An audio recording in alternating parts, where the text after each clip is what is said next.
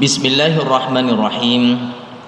Assalamualaikum warahmatullahi wabarakatuh. Innal hamdalillah hamdan katsiran thayyiban mubarakan fih kama yuhibbu rabbuna wa yarda. Asyhadu an la ilaha illallah wahdahu la syarikalah wa asyhadu anna Muhammadan 'abduhu wa rasuluh. Allahumma shalli wa sallim wa barik ala nabiyyina Muhammadin wa ala alihi wa sahbihi wa man tabi'ahum bi ihsanin ila yaumiddin, amma ba'd. Fa ya ayyuhal hadirun, alhamdulillah berbahagia sekali kita pada pagi hari ini memasuki hari yang ke-25 di bulan Ramadan. 24 hari sudah berlalu, 10 hari awal, 10 hari kedua sudah kita lalui. Sekarang kita berada di tengah-tengah 10 hari terakhir. Kalau kita introspeksi, muhasabah diri, apa yang sudah kita hasilkan, apa yang sudah kita dapatkan setelah kita melewatkan 20 hari awal. Sekarang tinggal 10 hari terakhir di tengah-tengahnya. Tepat pada malam hari ini tadi kita mengikuti iktikaf di malam 25. Mari iktikaf sewengi nutuk, kemudian dilanjutkan budal ngaji. Diujinya cak kuat opo ora, ngoten. Padahal ini di detik-detik terakhir dari bulan Ramadan ini. Maka sebagaimana yang Rasulullah SAW sabdakan, man qama lailatal qadri imanan wahtisaban ghufira lahu ma taqaddama min dzambi. Kalau kita berburu di malam qadarnya. Begitu yang di awal-awal itu yang sering disampaikan sama ustadz-ustadz kita itu, hadis dari Abu Hurairah radhiyallahu anhu, ketika Rasulullah SAW menyampaikan di awal Ramadan, ketika Ramadan datang, qad ja'akum Ramadan syahrun mubarak iftaradallahu alaikum siyamahu tuftahu fihi abwabul jannah wa tughlaqu fihi abwabun nar wa tughallu fihi syayatin wa fihi lailatun khairun min alfisar faman hurima khairaha faqad hurima. Hadis yang begitu rada panjang sedikit, tapi ini saya ambilkan. Dan di dalam bulan Ramadan, saya ambil potongannya, dan di dalam bulan Ramadan ada satu malam yang nilainya apabila kita mendapatkan dan bertepatan pada malam tersebut kita beribadah, kita mendapatkan lailatun khairun min alfisar, malam yang lebih baik dibanding ibadah 1000 bulan. Nah, sudah Allah bentangkan begitu kesempatan pada kita semuanya. Maka kalau masih ada saja di antara kita yang tidak mengejarnya, terhalang untuk mendapatkan kebaikan di bulan Ramadan, lebih-lebih di malam-malam terakhir hari ganjil ini, faman hurima, barang siapa yang terhalang, faqad hurima, sungguh dia adalah orang yang terhalang. Nah, akankah kita ini termasuk golongan orang yang berhasil meraihnya?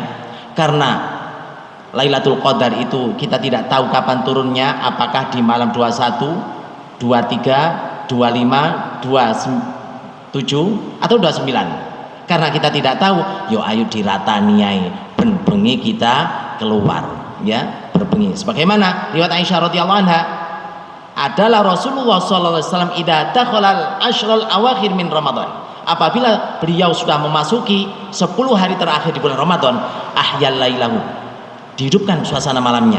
Dengan apa? Ya dengan bermunajat kepada Allah Ta'ala, iktikaf, beribadah kepada Allah Azza wa Jalla. Apakah dia sendiri? Oh tidak. Wa aiqadha ahlahu, keluarganya diajak juga, istrinya dibangunkan, anak-anaknya dibangunkan, diajak ikut serta. Masjid yang baru begini, Masya Allah nikmatnya, ya ayo dijak keluarga kita, tinggani ini mau begitu kalau menapakkan kaki pertama, wow, keren, alhamdulillah, langsung kalau mau tunjuk mriki, langsung ke kamar mandi, tempat wudhu.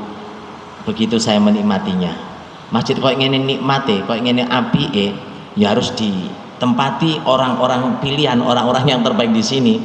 Loh gimana Ustadz kalau orang-orang yang belum baik? Loh kita ajak ke sini biar baik juga. Ya, semuanya baik, semuanya berpotensi untuk baik. Asalkan kita senantiasa dakwah, ya, kita senantiasa mengajak mereka. Kita ajak ya masjid yang begini besarnya, kalau kita nikmati bersama-sama, semakin banyak yang sholat di sini, yang iktikaf di sini, maka yang jariyah, yang sedekah jariyah untuk masjid ini semakin banyak mendapatkan kesempatan pahala. Ya kita ajak terus ya. Begitu saya menampakkan diri ke sini, alhamdulillahirabbil alamin. Baru pertama kali nih kula nggih teng mriki. Ini dimulai di 1 Ramadan. Alhamdulillah. Sayangi kula mboten nderek di hari pertama pengen nggih. Nah, jangan sampai kita termasuk golongan orang yang terhalang untuk mendapatkan kebaikan-kebaikan tersebut. Ya, lebih-lebih masjidnya baru, ayo lebih bersemangat lagi di dalam itikaf, ya. Nah, untuk itu ya kita senantiasa hidupkan, ya. Wa aiqadha ahlahu. Kemudian wajada, dan Rasulullah SAW bersungguh-sungguh di hari-hari sebelumnya, bersungguh-sungguh, iya sungguh-sungguh, lebih-lebih di 10 hari terakhir lebih bersungguh-sungguh. Wajada wasyaddal mizar, sarunge ayo dikencengi, wis gak dilepas-lepas senanti. Maksudnya dikencengi apa? Ayo apa tugas kewajiban suami terhadap istri sementara berai dulu, tapi kita fokus untuk ngibadah, fokus untuk mengejar ya 10 hari terakhir, ya mengejar 10 hari terakhir. Nanti urusan istri ya mohon maaf ngapunten, nanti berikan ketika sudah malam takbiran nanti. Semakin nikmat ibadah kita semuanya. Baik hadirin rahimani wa rahimakumullah, sekarang kita lanjutkan ngaji kita. Ini tinggal 2 hadis. Sekarang hadis 41, nanti pertemuan yang akan datang 42. Kemudian kita pindah kitab yang lain. Kajian kita memang kita andalkan kitab kitab hadis-hadis. Sekarang silakan dibuka yang saya share tadi malam di hadis nomor 41, kemudian fawaidnya saya share pula. Bismillahirrahmanirrahim. Qala al-mu'allif rahimahullahu taala wa nafa'ana bihi wa bi ulumi fid dharain. Wa bihi an Abi Muhammad Abdullah bin Amr bin al-As radhiyallahu anhuma qala qala Rasulullah sallallahu alaihi wasallam, la yu'minu ahadukum hatta yakuna hawahu taban lima ji'tu bi. Hadis ini hadisun hasanun sahih, ruwainau fi kitabil hujjah bisnadin sahihin. Ada yang mengatakan hadis ini ya sahih. Hadis dari Abu Muhammad Abdullah bin Amr ibn al-As radhiyallahu anhuma, semoga Allah meridhoinya. Dia berkata, Rasulullah sallallahu alaihi wasallam telah bersabda, la yu'minu ahadukum, kamu masih belum mencapai tingkat kesempurnaan iman. Maksudnya la yu'minu ahadukum bukan berarti kamu itu tidak beriman sehingga kamu mengikuti, sehingga hawa nafsumu mengikuti apa yang aku bawa, bukan beriman begitu. Nggak beriman berarti kafir dong, boten nggih. Kayak seperti la yu'minu ahadukum hatta yuhibba li akhi ma yuhibbu li nafsi. Artinya kamu belum mencapai tingkat kesempurnaan iman. Keimananmu masih belum mencapai sempurna. Hatta sehingga yakuna hawahu, hawa nafsunya ikut tabaan mengikuti lima jitubih, apa yang aku bawa. Apa yang dibawa oleh Rasulullah, yaitu Al-Quran, Al-Hadis. Kita punya program, kita punya rencana, tapi semuanya jangan sampai menentang apa yang dibawa oleh Rasulullah. Kalau kita masih mengedepankan ego kita, mengedepankan hawa nafsu kita, dan tidak tunduk terhadap apa yang dibawa oleh Rasulullah, nyelisihi ya cenderung iman kalau begitu. Nah, ada beberapa ayat yang tadi saya share yang berkaitan dengan hadis ini, yang menyebutkan makna yang sama sebagaimana di hadis yang dibawakan oleh Abdullah bin Amr ibn al-As tadi. Di dalam surat An-Nisa ayat 66 Allah Ta'ala berfirman, a'udzubillahi minasyaitonirrajim, فلا وربك لا يؤمنون حتى يحكموك فيما شجر بينهم ثم لا يجدوا في أنفسهم حرجا مما قضيت ويسلموا تسليما. Fala wa rabbika, maka demi Rabbmu, la yu'minuna, mereka tidaklah beriman, hatta yuhakimuka, sehingga mereka berhukum kepadamu, sehingga mereka menjadikan kamu hakim fima syajara bainahum, terhadap perkara yang ada pada mereka. Tsumma la yajidu fi anfusihim, kemudian tidak ada di dalam hati mereka suatu keberatan, harajan, merasa berat, mimma qadaita, dari apa yang telah engkau putuskan, wa yusallimu taslima, dan mereka menerima dengan sepenuh hati. Kalau sudah bisa menerima sepenuh hati terhadap putusan Rasulullah SAW, maka baru mereka itu beriman. Karena disebutkan di awalnya fala wa rabbika la yu'minuna hatta yuhakimuka fima syajara bainahum, maka demi Rabbmu, mereka pada hakikatnya ya tidak beriman, sehingga bisa membuktikan kalau mereka menjadikan kamu Muhammad sebagai hakim terhadap perkara yang mereka perselisihkan. Biasanya kalau mereka itu berselisih tidak langsung menuju kepada Rasul, orang-orang ya sudah tunduk tapi masih belum menjadikan Rasulullah SAW sebagai hakim. Maka diingatkan fala wa rabbika la yu'minuna hatta yuhakimuka fima syajara bainahum, sehingga mereka menjadikan kamu hakim terhadap perkara yang mereka perselisihkan. Berarti apa? Rasulullah SAW untuk memutuskan yang dengan Al-Quran. Makanya di dalam riwayat tadi disebutkan hatta yakuna hawahu taba'an lima ji'tu bih, sehingga hawa nafsunya itu mengikuti terhadap apa yang kamu bawa, yaitu Al-Quran. Kalau sudah Al-Quran menjadi rujukan hukum, berhukum kepada Al-Quran dan hakimnya kanjeng Nabi Muhammad SAW, baru itu namanya orang yang beriman, ya. Tsumma la yajidu fi anfusihim harajan, kemudian dalam hati mereka tidak ditemukan keberatan terhadap putusan yang disampaikan oleh Rasulullah SAW dari Al-Quran tersebut, ya. Tsumma la yajidu fi anfusihim harajan mimma qadaita wa yusallimu taslima, dan mereka menerima dengan sepenuh hati. Juga di dalam surat Al-Ahzab 36, A'udzu billahi minasy syaithanir rajim. Wa ma kana lil mu'minin wa la mu'minatin idza qada Allahu wa rasuluhu amran an yakuna lahumul khiyaratu min amrihim wa man ya'sillaha wa rasulahu faqad dhalla dhalalan mubina.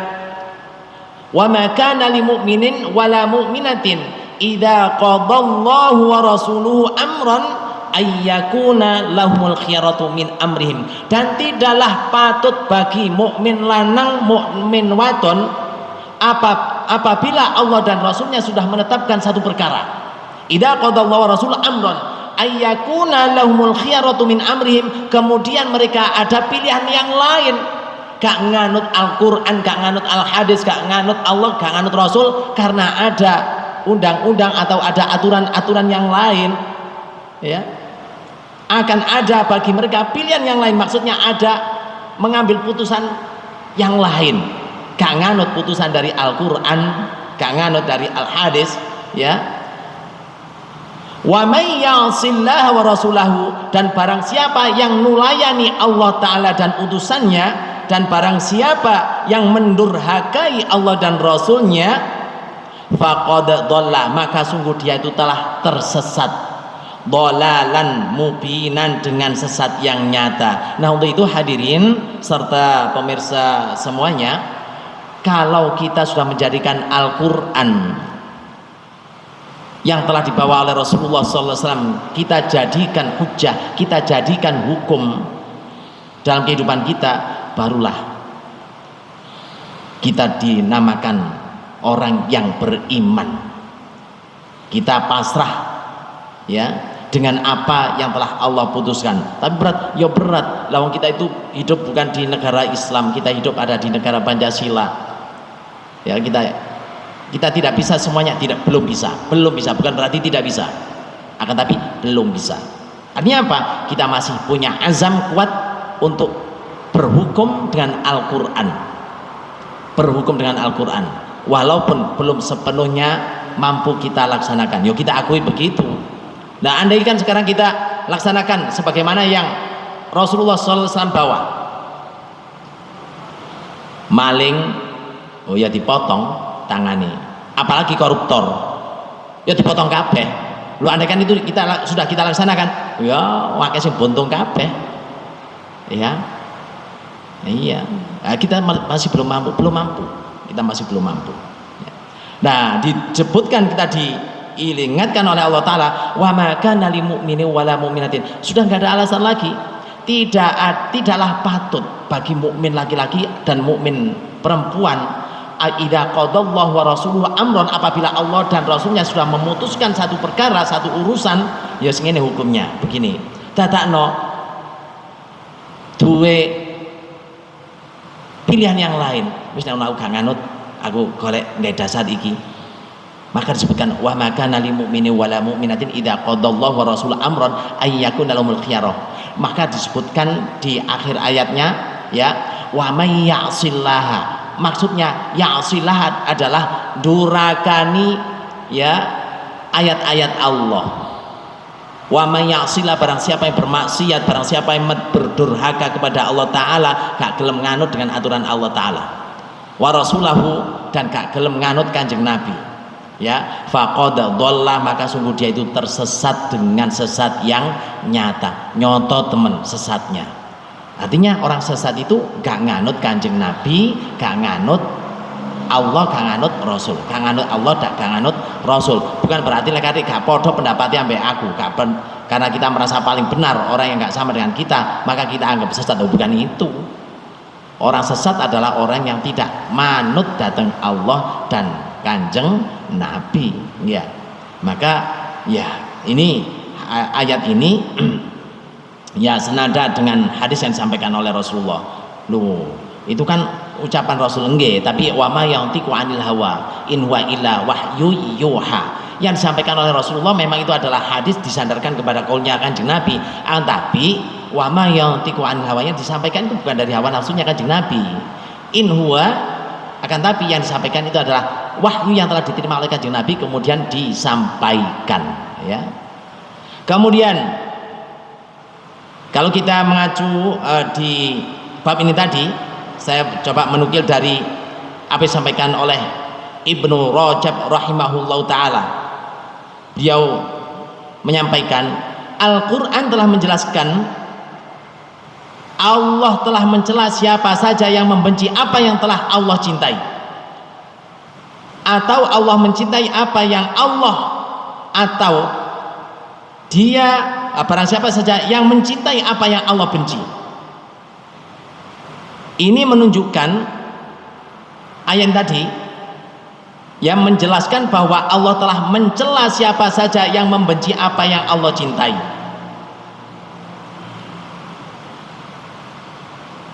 Apa yang Allah cintai? Kanjeng Nabi dan yang di bawahnya. Kalau kita tidak menerima, ya, itu namanya tidak menyukai. Tidak menyukai ya sama saja dengan membenci, tidak patut, ya.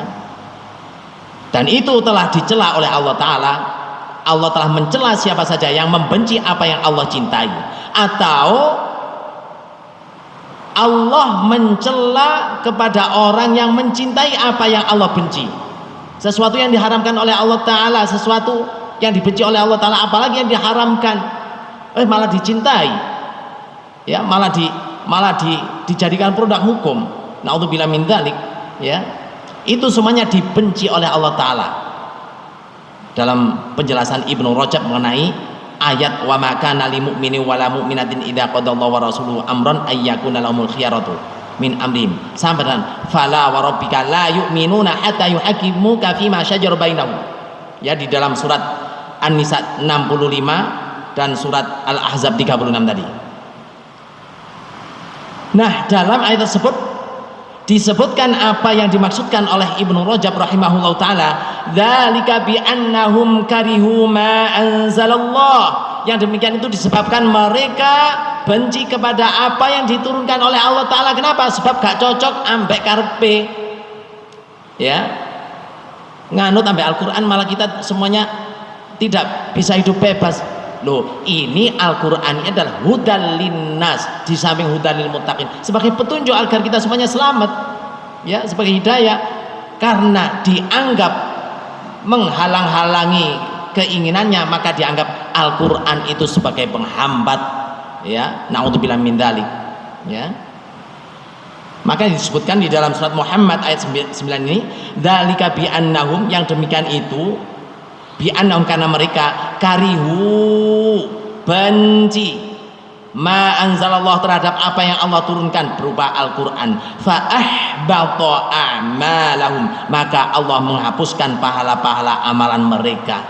Sebanyak apapun amalannya, kalau tidak nganut Allah, ya dihapus oleh Allah Ta'ala.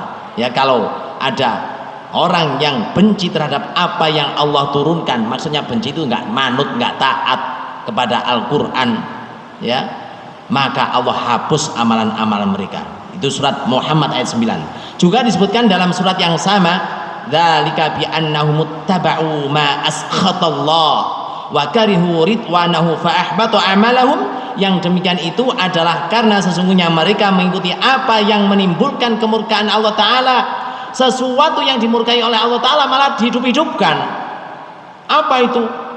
Ya, menyekutukan Allah Ta'ala dengan dalil hasanah budaya, akhirnya dihidup-hidupkan, menelan biaya anggaran yang besar, ya, padahal Allah murka terhadap perbuatan-perbuatan tersebut, kok malah dihidup-hidupkan, ya. Dzalika bi annahum muttaba'u ma ashatallah wa karihu ridwanallah wa karihu ridwanahu, dan mereka membenci keridhaan Allah Ta'ala.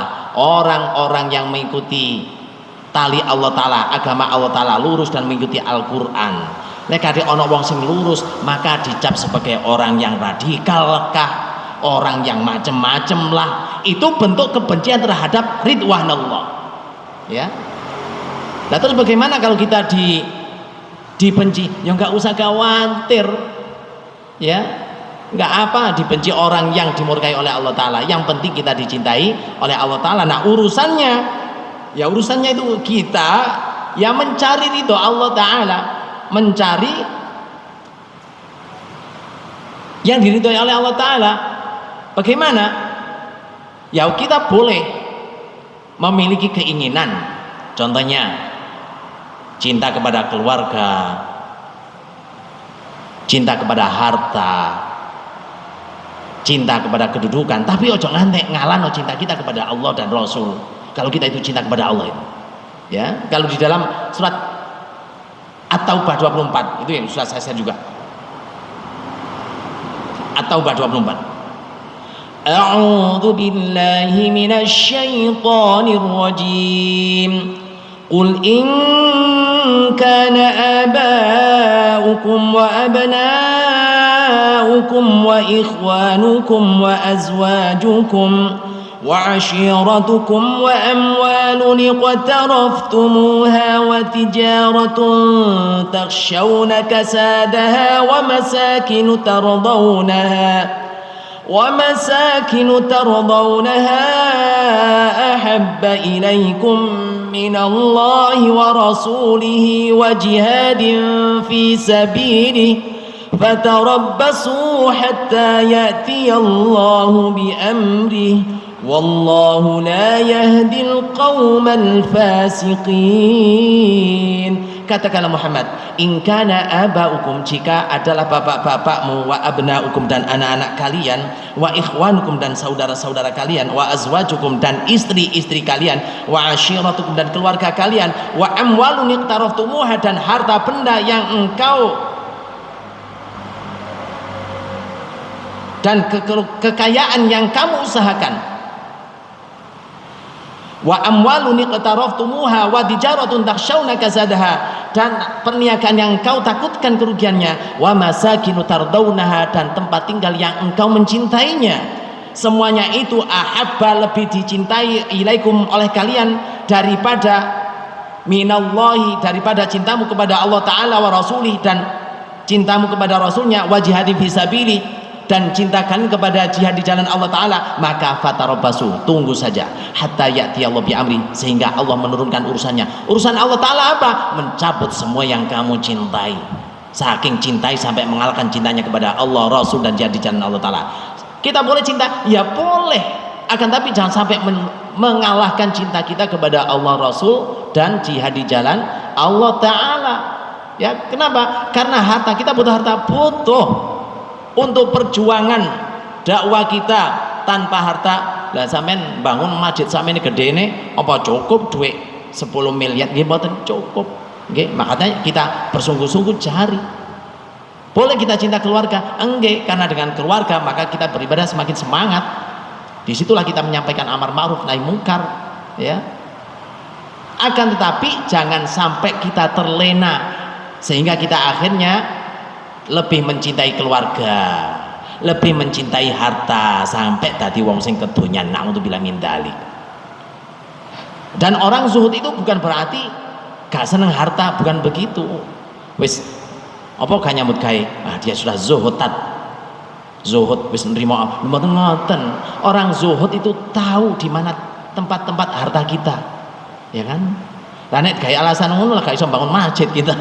Kata tadi masjid ya. Zuhud itu tahu di mana uang kita, ya, ini untuk pembangunan masjid, ini untuk santunan anak yatim, ini untuk fakir miskin, lebih-lebih katene riyoyong ini fakir miskin butuh sing jenenge pakaian, jangan cek iso salat Id, butuh sangu cek iso podo-podo riyoyo. Senantiasa berpikir seperti itu, bukan untuk ditimbun-timbun, bukan untuk sebagai kesenangan belaka, tapi tahu hak-hak dari harta tersebut. Nah, kalau sampai terjadi seseorang itu mencintai hartanya, mencintai keluarganya sampai lupa kepada Allah Ta'ala, atau mengalahkan cintanya kepada Allah Ta'ala dan Rasul serta jihadnya, diancam oleh Allah Ta'ala, fatarabbasu hatta ya'ti Allah bi amri, maka entenono sampai Allah Ta'ala menurunkan urusannya. Wallahu la yahdil qaumal fasiqin, dan Allah tidak akan memberikan petunjuk pada orang-orang yang fasik, ya. Juga di dalam surat Ali Imran ayat 31 Allah Ta'ala juga berfirman, qul in kuntum tuhibbunallaha fattabi'uni yuhibbukumullah wa yaghfir lakum dzunubakum wallahu ghafurur rahim. Katakan Muhammad, jika kalian adalah cinta kepada Allah Ta'ala, fattabi'uni, maka ikutilah aku. Kalau kita betul-betul cinta kepada Allah Ta'ala, ayo menderek kepada Rasulullah, ittiba kepada Rasulullah, maka yuhibbukumullah, niscaya Allah akan mencintai kalian, wa yaghfir lakum dzunubakum, dan Allah akan mengampuni dosa-dosa kalian, wallahu ghafurur rahim, dan Allah Maha Pengampun lagi Maha Penyayang. Cinta kepada Allah Ta'ala penting, tapi lebih penting lagi bagaimana kita dicintai oleh Allah Ta'ala. Karena hakikatnya cinta itu adalah pembuktian, bukan pengakuan. Ngaku cinta kepada Allah Ta'ala tapi nggak taat Rasul, itu tidak ada buktinya, ya kan? Ngaku cinta kepada Allah Ta'ala tapi gak ittiba kepada Rasul. Nah, parameternya, ukurane wong cinta kepada Allah Ta'ala itu adalah derek kepada kanjeng Nabi, ittiba, nggih, ittiba kanjeng Nabi, derek. Baru kalau kita bisa mengikuti apa yang disampaikan oleh Rasulullah sallallahu alaihi wasallam, maka yuhibbukumullah, Allah mencintai kalian, niscaya Allah mencintai kalian. Dan tidak ada mencintai saja, wa yaghfir lakum dzunubakum, dan Allah mengampuni dosa-dosa kalian. Innallaha ghafurur rahim, Allah Maha Pengampun lagi Maha Penyayang. Kemudian saya juga mengambil kaulnya Ibnu Rajab rahimahullah taala, ya. Beliau menukilkan perkataan dari Al Hasan Al Basri bahwa para sahabat Rasulullah SAW itu berkata, kami benar-benar mencintai Rabb kami, maka Allah jadikan kecintaan itu sebagai tanda, sehingga turunlah surat Ali Imran ayat 31 ini, ya, turunlah ayat ini. Juga ada sebuah riwayat begini, Umar ibn Khattab, ya, menyampaikan cinta, ya, cinta kepada Rasulullah, cinta kepada Allah Ta'ala. Akan tapi dia mengikuti cinta kepada dirinya, cik dorong namanya iman. Baru ketika itu Umar Ibn Khattab ya mendahulukan cintanya kepada Allah dan Rasulnya baru kepada dirinya sendiri. Cinta kepada diri sendiri kari-kari. Yang pertama cinta itu kepada Allah, cinta kepada Rasul, baru kepada diri sendiri. Nah, agar kita betul-betul mendapatkan manisnya iman, cara untuk mendapatkan manisnya iman, satu-satunya cara adalah apabila Allah dan Rasulnya itu lebih dicintai dari semuanya. Di dalam riwayat Bukhari, Muslim juga ada disebutkan Rasulullah SAW bersabda begini, salah satun man kunna fihi wajada halawatal iman. Ada tiga perkara yang seseorang apabila merasakan manisnya iman, seseorang akan merasakan manisnya iman dengan tiga perkara ini. Apa itu? Ayyakunallahu wa rasuluhu ahabba ilaihi mimma siwahuma. Apabila Allah dan Rasulnya itu lebih dicintai daripada selain keduanya. Cinta kita kepada keluarga itu kari-kari, cinta kepada yang lainnya, cinta harta, cinta tahta, silakan. Tapi sakmarine cinta kita kepada Allah dan Rasulnya, apabila itu sudah didapatkan, baru salah satu dari tiga perkara untuk mendapatkan manisnya iman baru kita dapat, ya. Yang kedua, wa an yuhibbul mar'a la yuhibbu illa lillah. Tidaklah mencintai seseorang kecuali cintanya itu karena Allah. Cinta kepada orang itu cintanya karena Allah, berkumpulnya karena Allah Ta'ala, dan yatafarraqa, berpisahnya pun juga karena Allah Ta'ala. Cintanya kepada seseorang itu ya karena Allah Ta'ala. Maka niku nggih eling lagune Evita Malam, lagune sapa ya? Cintai aku karena Allah. Niku terinspirasi dari hadis ini. Kenapa? Ya begitulah orang mendapatkan manisnya iman itu. Kenapa? Ya cintanya kepada seorang itu karena Allah. Apabila Allah sudah menghendaki berpisah, ya memang tetap cintanya kepada Allah Ta'ala. Dan cinta kepada orang itu karena Allah, berpisahnya pun juga karena Allah Ta'ala. Bukan karena cantiknya, bukan karena gantengnya, bukan karena kayanya, tapi betul-betul karena Allah Ta'ala itu memang karena keimanan kepada Allah Ta'ala. Yang ketiga, wa ayyakraha ayyauda fil kufri, dan dia benci kembali kepada kekufuran, benci kembali kepada kekufuran, kama yakrahu, sebagaimana dia itu membenci ayyuqdhafa finnar, jika dilemparno nang neraka. Dilemparkan ke neraka benci, ya benci, nggak senang, nggak kepingin, ya. Ya begitulah kalau kembali kepada kekufuran. Apa itu maksudnya? Kalau kita sudah mendapatkan hidayah, kita sudah mendapatkan cahaya, maka jangan sampai berbalik kanan dan melihat saja sebagai bentuk syukur kita. Alhamdulillah, biar aku peteng koyo ngono saya mendapatkan cahaya, itu nggak apa-apa. Tapi nek adik melok balik melangkah nang buri meneh, balik kanan mundur meneh, ikut-ikutan acara-acara yang dahulu, yo belum mendapatkan manisnya iman, ya, belum mendapatkan manisnya iman. Lah wong wis jero kaya ikut-ikutan perkara-perkara biyen, nggih. Perkara-perkara biyen lho Pak, nggih, sing katut-katut zaman jahiliyah, enggak usah diikut, enggak usah. Ya, maka disebutkan benci untuk kembali kepada kekufuran, kama ayyakrahu ayyudhafa finnar, kama yakrahu, sebagaimana dia membenci bila dilemparkan ke neraka. Maka apabila tiga hal ini sudah kita miliki, apa itu? Menjadikan Allah dan Rasulnya lebih dicintai daripada selain keduanya. Yang kedua adalah mencintai seseorang itu karena Allah, bukan karena emosi, bukan karena syahwat, bukan karena harta, bukan karena jabatan, bukan, tapi karena Allah. Yang ketiga, kita baru bisa mendapatkan manisnya iman apabila kita sudah bisa benci kepada kembali kekufuran sebagaimana bencinya ketika dilemparkan ke neraka. Kita nggak suka, baru mendapatkan wajada halawatal iman. Hadirin jamaah kajian rutin, demikian tadi satu hadis nomor petang polo siji yang saya sampaikan dengan penjelasan-penjelasan tadi, mudah-mudahan menjadikan ilmu yang manfaat dan barokah bagi kita semuanya. Allahumma amin. Insyaallah bulan depan kita lanjutkan tetap walaupun di bulan Syawal ngaos apa bulan Syawal tetap oh iya tetap insya Allah nanti setelah di Syawal kita selesaikan di hadis nomor 42, hadis terakhir. Kemudian setelah itu nanti kita ngaji di kitab yang lain.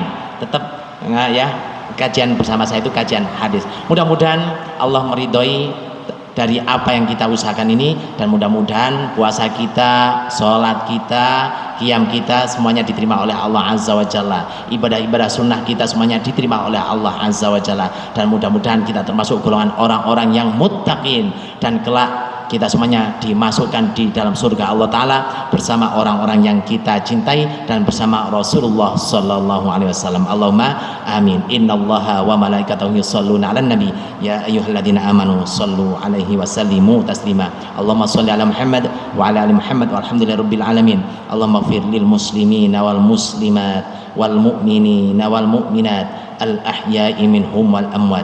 Allahumma inna nas'aluka ridhaka wal jannah wa na'udzubika min sakhatika wan nar. Allahumma inna nas'alukal huda wat tuqa wal afafa wal ghina. Rabbana taqabbal minna innaka antas samiul alim wa tub alaina innaka antat tawwabur rahim warhamna fa innaka khairur rahimin warzuqna fa innaka khairur raziqin wahdina wa wafiqna ilal haqqi wa ila tariqil mustaqim. Allahumma inna nas'alukal huda wat tuqa wal afafa wal ghina. Rabbana hab lana min azwajina wa dhurriyyatina qurrata a'yun waj'alna lil muttaqina imama. Rabbana atina fid dunya hasanah wa fil akhirati hasanah wa qina adzaban nar. Subhana rabbika rabbil izzati amma yasifun wa salamun al mursalin walhamdulillahi rabbil alamin. Bapak-bapak, ibu-ibu, demikian tadi yang saya sampaikan, kurang lebihnya mohon maaf. Mari kita akhiri dengan kafaratul majlis. Subhanakallahumma wa bihamdika asyhadu an la ilaha illa anta astaghfiruka wa atubu ilaik. Wassalamualaikum warahmatullahi wabarakatuh.